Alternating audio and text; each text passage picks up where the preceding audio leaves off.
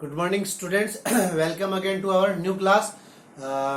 We are studying our second unit, genetic and evolution. In this unit, we are studying our first chapter, principle of inheritance and variations. इसमें अपन ने वंशागति और विविधता के सिद्धांत अपन पाठ पढ़ रहे थे. इसके अंतर्गत अपन ने मेंडल के दोनों नियम, monohybrid cross and dihybrid cross, यानी एकल संकर संकरण और द्विसंकर संकरण, या एक जीन की वंशागति और द्विजीन की वंशागति पढ़ चुके थे. मटर के बारे में पढ़ चुके, मटर के पौधे का चयन क्यों किया वो पढ़ चुके थे. मेंडल आनुवंशिकी के जनक हैं, क्यों हैं? क्योंकि उन्होंने मटर के पौधे के ऊपर प्रयोग किए थे और आनुवंशिकता के नियम दिए, या मेंडल के नियम भी वो कहलाते हैं. तो 3 नियम आपको मैंने बताए थे. मेंडल के 3 नियम कौन कौन से? The 3 law of Mendel is law of dominance, law of segregation and third one is law of independent assortment, यानी प्रभाविता का नियम, विसंयोजन का नियम, और तीसरा नियम था स्वतंत्र अपव्यूहन का नियम, लॉ ऑफ इंडिपेंडेंट असॉर्टमेंट. देखिए, पहले जो 2 नियम अपन पढ़ चुके, कौन कौन से? प्रभाविता का नियम और विसंयोजन का नियम, या हम कहते हैं law of dominance and law of segregation. So that both laws are depend upon the monohybrid cross, and law of independent assortment is depend upon the dihybrid cross. So we studied in our earlier video dihybrid cross. In the dihybrid cross, the phenotype is obtained 9:3:3:1, or we can say, we take the example round and yellow wrinkled yellow seed, then round green and wrinkled green appeared in the ratio 9:3:3:1. Such ratio was observed for several pairs of characters that Mendel studied. यानी Mendel ने जो die hybrid cross लिया, तो मैंने आपको बताया था कि जो 7 कैरेक्टर्स मेंडल ने लिए थे, आप कोई से भी 2 कैरेक्टर ले लो. आज मैं दूसरे कैरेक्टर को लेकर आपको बताऊंगा स्वतंत्र अपव्यूहन का नियम भी, या इंडिपेंडेंट असॉर्टमेंट का ला भी. देखिए, अगर आपके, मैंने आपको पहले भी कहा था, अगर आपके डाई हाइब्रिड क्रॉस का क्वेश्चन आता है 4 मार्क का क्वेश्चन आएगा, और अगर लॉ ऑफ इंडिपेंडेंट असॉर्टमेंट आता है तो 4 मार्क का क्वेश्चन आएगा. जब 4 मार्क का क्वेश्चन आएगा तब अपने को क्या करना पड़ेगा? ठीक है, तो डाई हाइब्रिड क्रॉस का आया तो अपन ने पर्टिकुलर कोई भी एग्जाम्पल ले लिया, और उस एग्जाम्पल को क्लासिफाई करके, डिस्क्रिप्शन करके, कंक्लूजन निकाल के उसका फिनोटाइप और जीनोटाइप निकालना है. तो ये एकदम से आसान है, इसमें कोई भी आपको थ्योरेटिकल लैंग्वेज नहीं लिखनी है. सेम चीज ये यहां है लॉ ऑफ इंडिपेंडेंट असॉर्टमेंट में. ठीक है, ये एक दूसरे के इंटरडिपेंडेबल है, यूं कह सकते हैं अपन. देखिए, अगर मान लीजिए अपने आता है कि द्विसंकर संकरण, तो वहां पर केवल जो डेफिनेशंस है वो बदल जाएगी. ठीक है, केवल डेफिनेशन बदल जाएगी. अगर यहां वही चीज स्वतंत्र अपव्यूहन का नियम है, यहां लॉ ऑफ इंडिपेंडेंट असॉर्टमेंट आता है, तो जो रूल है, यानी फर्स्ट जो 2 to 3 लाइंस है, उनमें आपको चेंजेस करना है, बाकी आपको कोई चेंज नहीं करना. जैसे अगर हम बात करें डाई हाइब्रिड क्रॉस की, ठीक है, तो हम ये कहेंगे कि whenever we take 2 characters and cross between their alleles, means जब 2 कैरेक्टर के 4 ट्रेट के बीच में क्रॉस करवाते हैं तो उसको अपन क्या कहते हैं? Dihybrid cross. बस इतनी सी बात है. अब हमने क्या किया? एग्जाम्पल लिया. ठीक है, कैसा एग्जाम्पल लिया? गोल और पीले बीज, और उसका क्रॉस करवाया किससे? रिंकल्ड और हरे बीज के साथ. ठीक है, मींस राउंडेड और येलो सीड का क्रॉस करवाया अपन ने किसके साथ? रिंकल्ड और ग्रीन सीड के साथ. ठीक है, अब क्रॉस करवाया तो अपने को फिनोटाइप जो ऑब्टेंट हुआ वो 9:3:3:1. तो वही चीज हम यहां कहेंगे किसमें? इस रूल में, लॉ ऑफ इंडिपेंडेंट असॉर्टमेंट में, कि whenever we take 2 characters and cross between their recessive character, then F1 generation का मैंने आपको बता दिया. तो यहां क्या होगा कि जो करेक्टर F1 में प्रेजेंट नहीं होगा, मान लीजिए अपन दो करेक्टर लेके चलते हैं, ठीक है। एक है अपना, ये क्या है, मैं पहले फिर बता रहा हूं आपको, ये है एग्जाम्पल, यानी पहले अपने को दो लाइनों में रूल लिखना है, या अगर क्रॉस आ जाए तो अपने को क्रॉस लिखना है, और फिर नीचे अपन लिखेंगे, क्योंकि 4 नंबर का प्रश्न है तो उतना मैटर में तो 4 नंबर मिलेगा नहीं, फिर अपन लिखेंगे एग्जाम्पल, ठीक है। वहां हमने दूसरा एग्जाम्पल लिया था, यहां दूसरा एग्जाम्पल ले लेते हैं। जैसे यहां अपन एग्जाम्पल लेते हैं, टोल, प्लांट की हाइट है टोल, एंड राउंडेड सीड, ठीक है, ये ले लेते हैं। लंबा पादप जिसमें बीज कैसे आते हैं, गोल, ठीक है। और इसका क्रॉस करवाया हमने किसके साथ, ड्वार्फ और रिंकल्ड सीड के साथ। तो अब मैंने आपको पहले भी बताया हुआ है, आप लोग ध्यान में रखेंगे, बोना व जुर्रीदार बीज, ठीक है। क्या कि F1 जनरेशन में चाहे आपको फिनोटाइप पूछे या जीनोटाइप पूछे, ठीक है, हमेशा ऑलवेज 1:0, 1:0 अपन लिखेंगे। अब देखिए इसकी अगर अपन जेनेटिक कंपोजिशन लिखे तो T दोनों कैपिटल और R दोनों कैपिटल, और इसका क्रॉस किससे करवाएंगे, दोनों T स्मॉल और दोनों R स्मॉल। और F1 जनरेशन निकालने के लिए मैंने आपको बताया हुआ है, क्या करेंगे कि जो पेयर्ड में लिखा हुआ है उस पेयर का एक एक लेटर ले लेंगे, तो capital T, small t, capital R और स्मॉल r, ये क्या आ गई अपने पास, F1 जनरेशन। अब F1 जनरेशन का क्रॉस किससे करवाएंगे, F1 का क्रॉस F1 से करवाने पे क्या आएगा अपने पास, F2 जनरेशन आएगी। तो सबसे पहले यहां क्या करेंगे, गेमेट फॉर्मेशन। अब देखिए पहले मैं आपको रूल बता देता हूं। गेमेट फॉर्मेशन में हम क्या करेंगे, एक कैरेक्टर को एक तरफ लिखेंगे, यानी T और T, ये क्या हो गया हाइट, और ये क्या हो गया शेप ऑफ सीड। तो ये क्या आ गए अपने पास, 4 गेमेट आ गए, ये आ गए अपने पास 4 गेमेट, ठीक है। अब इन 4 गेमेट का क्रॉस इस 4 गेमेट के साथ ही करवाएंगे। अब देख लीजिए रूल पहले तो, ठीक है। रूल क्या है, लॉ ऑफ इंडिपेंडेंट असॉर्टमेंट क्या है, यहां ये जो अपन करेक्टर लेके चले, ठीक है, कौन सा, ड्वार्फ एंड रिंकल सीड का, ये करेक्टर F1 में प्रेजेंट नहीं है। यहां सारे के सारे मैंने आपको बता दिया कि यहां चाहे फिनोटाइप ले लो या जीनोटाइप ले लो, क्या आएगा 1:0 आएगा, 1:0, क्योंकि इसमें सारे के सारे प्लांट कैसे हो गए, according to law of dominance, if a single allele is present और single gene is present, then that gene is show their effect, वो क्या करेगा, अपना प्रभाव उत्पन्न करेगा। तो ये ड्वार्फ वाला T भी प्रेजेंट है और ये टोल वाला T भी प्रेजेंट है, तो इन दोनों में से एक कैरेक्टर प्रेजेंट हो रहा है, कौन सा, टोल।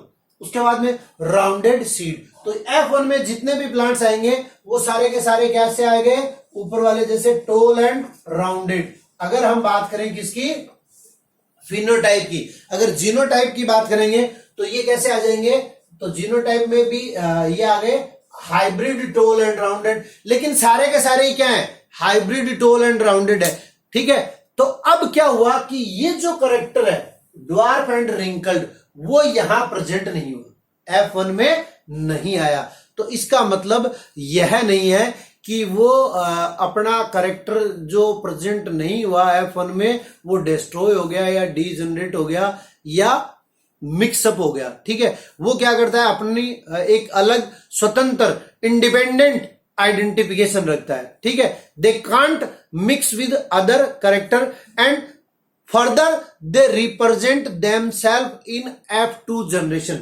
यहां जब हम F1 का क्रॉस F1 से कराएंगे, F2 जनरेशन आएगी, तब ये करेक्टर जो है अपने वाला ये वापस आ जाएगा F2 जनरेशन में, यानी कुछ बोने प्लांट भी आ जाएंगे, कुछ रिंकल्ड सीड वाले प्लांट भी आ जाएंगे, और कुछ ऐसे प्लांट भी आ जाएंगे जो दोनों है, रिंकल्ड भी है और बोने भी है, ठीक है। तो अपन जो ये रेशियो देखते हैं 9:3:3:1, तो इस 3 में 2 रिसेसिव कैरेक्टर प्रेजेंट होंगे, इस 3 में 2 रिसेसिव कैरेक्टर प्रेजेंट होंगे और इस 1 में दोनों रिसेसिव कैरेक्टर प्रेजेंट होंगे। इसका मतलब क्या हुआ कि जो कैरेक्टर हम लेके चले थे, अब रूल क्या है देख लो कि जब डाई हाइब्रिड क्रॉस में 2 कैरेक्टर्स के 4 ट्रेट के बीच में क्रॉस करवाते हैं तो जो 2 ट्रेट F1 जनरेशन में प्रेजेंट नहीं होते हैं वे नष्ट नहीं होते, बल्कि अपने आप को F2 जनरेशन में वापस रिप्रेजेंट कर देते हैं। So we can say this rule is based upon dihybrid cross और cross between plants differing in 2 traits. Mendel proposed a second set of generation that we called Mendel's law of independent assortment. अब law क्या है? The law states that the law states that when 2 pairs of traits are combined in a hybrid, segregation of one pair of character is independent of the other pair of character. यानी दूसरे के ऊपर वो क्या है, अपना प्रभाव प्रकट कर रहा है किसमें, F1 जनरेशन में, लेकिन F2 जनरेशन में वो क्या होता है, अपने आप को इंडिपेंडेंटली प्रेजेंट कर रहा है। कैसे कर रहा है वो आप लोग देख लीजिए। यहां अपने पास मान लीजिए ये बने 4 गेमेट, ठीक है।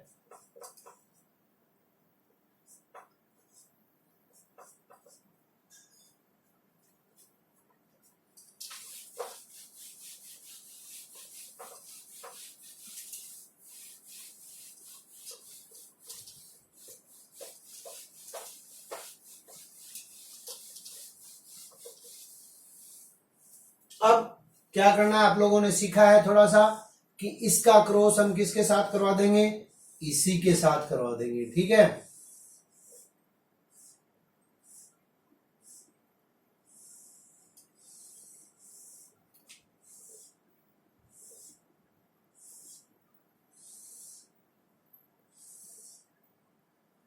ये मैं अपर साइड में भी सेम टू सेम लिख लेता हूं। वापस अपने को पूरा का पूरा क्रॉस करवाना है।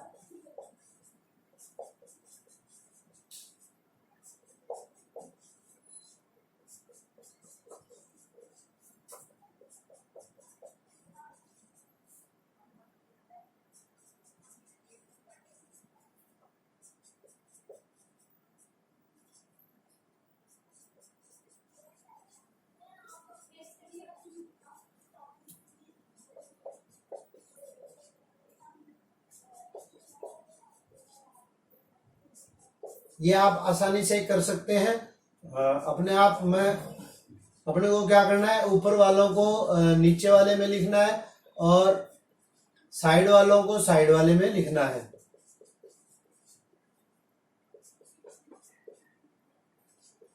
ये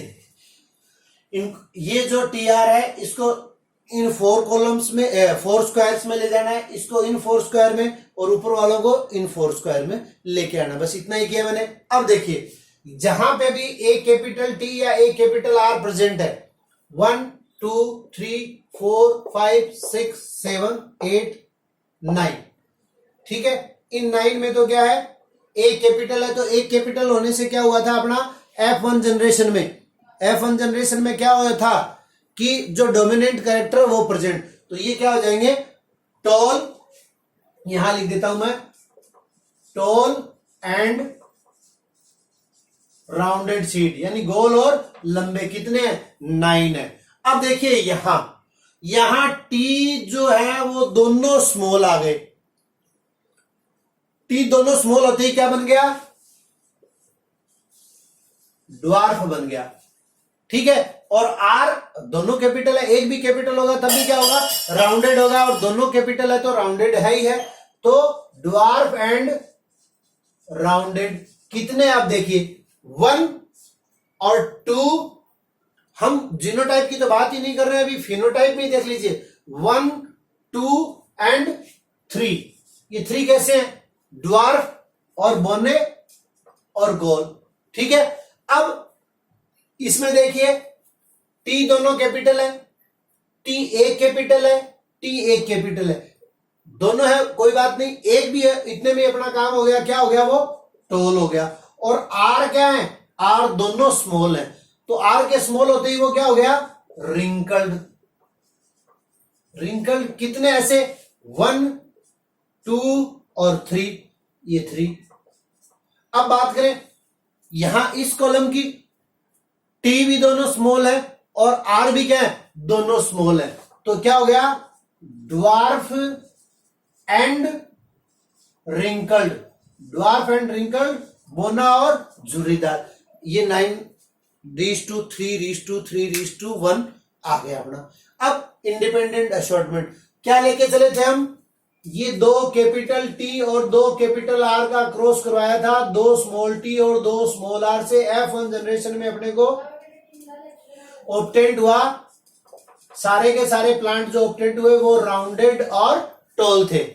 इसका मतलब ये जो करेक्टर था रिसेसिव करेक्टर, उसने क्या किया अपनी इंडिपेंडेंट आइडेंटिफिकेशन रखी, और ये इंडिपेंडेंट आइडेंटिफिकेशन जो है वो F2 जनरेशन में शो हो रही है। अब आप लोग देख लीजिए अगर मैं ये कह दूं यहां क्या है, सारे के सारे प्लांट लंबे और राउंडेड है, ठीक है, और यहां F1 जनरेशन में भी सारे के सारे क्या है लंबे और राउंडेड है, टॉल एंड राउंडेड, ठीक है।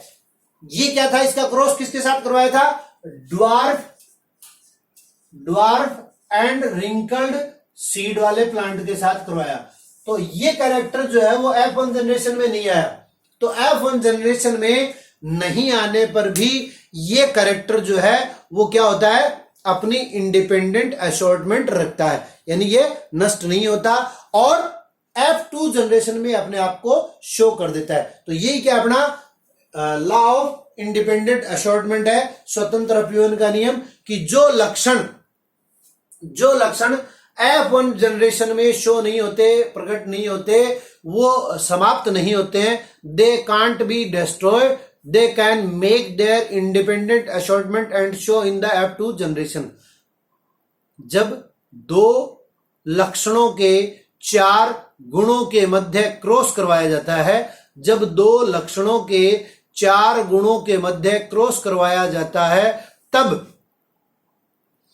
F1 जनरेशन में जो लक्षण प्रकट नहीं होते हैं वे समाप्त नहीं होते, बल्कि अपना स्वतंत्र अस्तित्व रखते हैं और F2 जनरेशन में वो कहीं ना कहीं प्रकट हो जाते हैं। The character which can't be present in F1 generation, they can makes their independent identification और independent assortment and they can represent themselves in F2 generation just like 3 3 and 1। अब देखिए क्वेश्चन दिया हुआ आपने इसी के ऊपर अपनी बुक में आप लोग देख लेना। Can you using the Punnett square data work out the genotype ratio at F2 stage and fill in the format given? The genotype ratio also 9:3:3:1। मतलब क्या है मैं आपको बता देता हूं कि अपनी पुस्तक में दिया हुआ है, एक पनेट वर्ग के प्रयोग के आंकड़ों से आप F2 अवस्था के जीनोटाइप का पता कर इस फॉर्मेट में भर सकते हैं। क्या जीनोटाइप अनुपात भी 9:3:3:1 ही है? नहीं, जीनोटाइप अनुपात क्या है 9:3:3:1 नहीं है, ये मैंने आपको निकाल के बताया था। अब इस क्वेश्चन का मतलब समझ लीजिए आप, जैसे हम बात कर रहे हैं इसकी, ठीक है, तो इसको तो छोड़ ही दो क्योंकि इसमें तो रिसेसिव कैरेक्टर प्रेजेंट ही नहीं है। अब अगर इसके जीनोटाइप की अगर बात करें तो अपन ने निकाला था, आप लोगों को याद होगा 1:2:1:4:1:2:1:2:1, 121 412 122, ठीक है। अब देखिए क्या है, यहां अगर हम बात करें पहले इन तीनों की, ठीक है, तो इन तीनों में क्या हुआ, मतलब ये जो अपन ने देखा है ये तो फिनोटाइप है।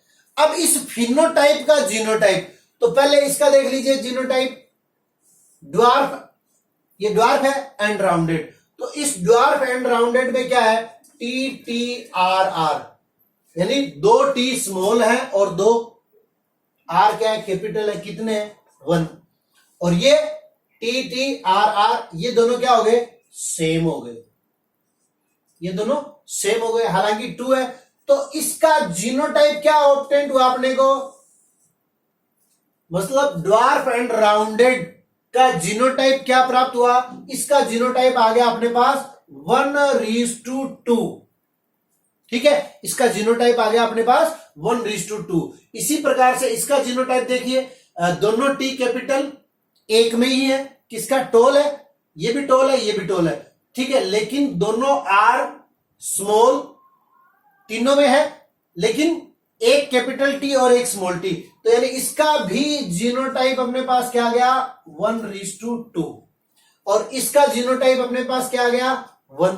अब इसके जीनोटाइप की बात कर ले 9 वाले की, तो ये क्या है, 2 कैपिटल टी और 2 कैपिटल आर, कितने अपने पास, एक ही है, ठीक है। उसके बाद में एक कैपिटल टी और एक स्मॉल टी और 2 कैपिटल आर, एक ये है और एक ये है, इसको अपन ने ले लिया, ठीक है। इसमें देख लीजिए, तो ये कितने अपने पास 2। उसके बाद में तीसरा क्या है, 2 कैपिटल टी है और एक कैपिटल आर है और एक स्मॉल आर है, ये कितने हैं, ये भी कितने हैं 2, दोनों कैपिटल टी, एक कैपिटल आर और एक स्मॉल आर, 2।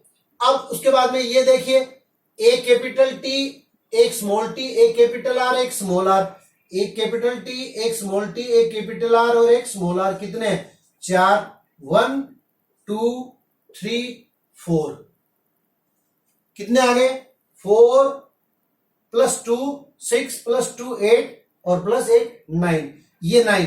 अब इन 9 का जीनोटाइप कितना ऑब्टेंड हुआ 1 2 3 4, ये जीनोटाइप है 1 2 3 4। तो 4 तो इसका हो गया और 2 इसका हो गया, 2 इसका हो गया, इसमें जीनोटाइप कितना आया, एक ये और एक ये, तो 2 इसका और 2 इसका 4 और 4 इसका 8 और ये एक अलग ही पड़ा ही अपना, तो 9। तो फिनोटाइप जो है वो अपना आया 9:3:3:1 और इसका जीनोटाइप, यानी इसके जीनोटाइप कितने आए अपने पास, इसके जीनोटाइप अपने पास आए total 9। How many genotypes are present, then अपन क्या कर देंगे 9 जीनोटाइप्स, यानी 9 वाले के 1 2 3 4, 3 वाले के 2, 3 वाले के 2, तो 2 और 2 4 और 4 8 और एक इसका हो गया 9। तो ये जो अपना क्वेश्चन दिया हुआ था कि जीनोटाइप अनुपात भी 9:3:3:1 है, नहीं है, ठीक है। F2 में पाए गए जीनोटाइप, ये सीरीज आप लोग देख लेना बुक में, पेज नंबर 89 पे ये क्वेश्चन दिया हुआ है। तो F2 में पाए गए जीनोटाइप, कितने जीनोटाइप हो गए 9 जीनोटाइप हो गए, ठीक है। और दूसरा है इसके अनुमानित फिनोटाइप, देयर एक्सपेक्टेड फिनोटाइप, इसके फिनोटाइप कितने, तो फिनोटाइप आप लोगों को पता ही है कितने, 1 1 2 3 4, इसके फिनोटाइप कितने 4 है, ठीक है। फिनोटाइप यानी नॉट देयर जेनेटिकल कंपोजिशन, जो बाहर से कैरेक्टर्स शो हो रहे हैं वो उसके क्या हो गए फिनोटाइप, ठीक है। तो ये हो गया अपना लॉ ऑफ इंडिपेंडेंट असॉर्टमेंट, यानी अगर लॉ ऑफ इंडिपेंडेंट असॉर्टमेंट आता है तब भी वो 4 मार्क का क्वेश्चन है, और law of dihybrid cross आता है तब भी वो 4 मार्क का क्वेश्चन है। ये आप लोगों को रिमेंबर रखना है, इसमें पूरा इतना डिस्क्रिप्शन अपने को यहां तक देना है, ठीक है। अगली क्लास में एक नया टॉपिक लेके फिर हाजिर होंगे, तब तक के लिए धन्यवाद।